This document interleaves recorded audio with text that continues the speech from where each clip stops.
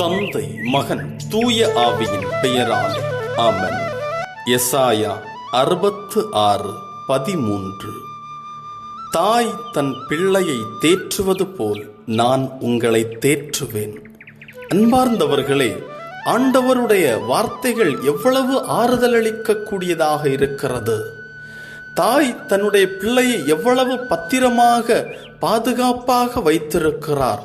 அதுபோன்று ஆண்டவர் பத்திரமாக பாதுகாப்பாக வைத்திருப்பேன் என்று கட்டளையிடுகிறார், உறுதிப்பட சொல்லுகிறார்.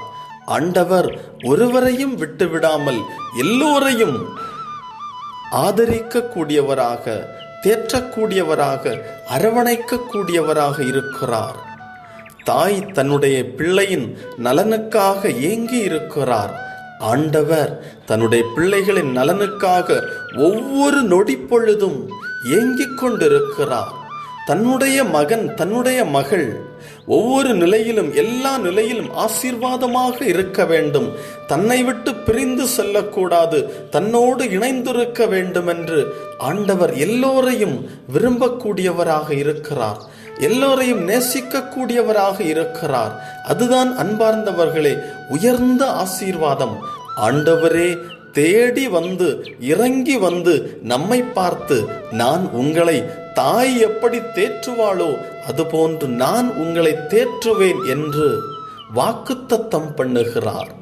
நம் வாழ்வை அர்ப்பணிப்போம். ஜெபம். ஆண்டவரே, என்னை உமக்கு அர்ப்பணிக்கிறேன், என்னுடைய வாழ்வை உமக்கு அர்ப்பணிக்கிறேன்.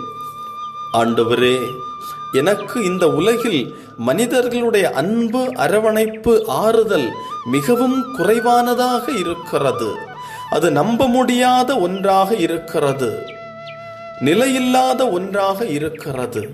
ஆண்டவரே, உம்முடைய அன்பு, உம்முடைய அரவணைப்பு, உம்முடைய பாதுகாப்பு, உம்முடைய தேற்றுதல், உம்முடைய பராமரிப்பு மிகவும் ஆசீர்வாதமானதாக, நீடித்து நிலைக்கின்ற ஒன்றாக, உயர்ந்த ஒன்றாக இருக்கிறது என்பதனை உணர்ந்து விசுவசிக்கிறேன். என்னுடைய வாழ்விலே உம்மை விட்டு ஒருபோதும் பிரிந்து நிற்காமல் உம்மோடு இணைந்து நிற்பதற்கான வரத்தை எனக்கு கொடுப்பீராக. என் வாழ்வை உமக்கு அர்ப்பணிக்கிறேன். ஆமென்.